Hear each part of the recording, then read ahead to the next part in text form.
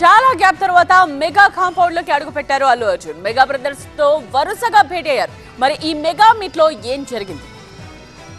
శనివారం చంచల్గూడ జైలు నుంచి విడుదలైన అల్లు అర్జున్ ఆదివారం మెగా ఇంటి బాట పట్టారు. ఆదివారం మధ్యాహ్నం కారును సొంతంగా డ్రైవ్ చేసుకుంటూ మేనమామ చిరంజీవి ఇంటికి వెళ్లారు.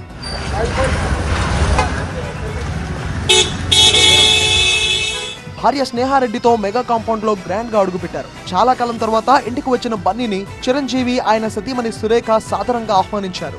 ఆప్యాయంగా ఆలింగనం చేసుకున్నారు. లంచ్ చేస్తూ చిరంజీవి అల్లు అర్జున్ దాదాపు గంట పైగానే ముచ్చట్లు పెట్టినట్టు సమాచారం. సంధ్య థియేటర్ దగ్గర జరిగిన ఇన్సిడెంట్, పోలీసుల కేసు, అరెస్ట్ పరిణామాలపై చర్చించినట్టు తెలుస్తోంది. ఆ తర్వాత నాగబాబు నివాసానికి అల్లు అర్జున్ వెళ్లారు. అల్లు అర్జున్ దంపతులకు ఎదురొచ్చి మరీ స్వాగతం పలికారు నాగబాబు, ఆయన భార్య పద్మజ.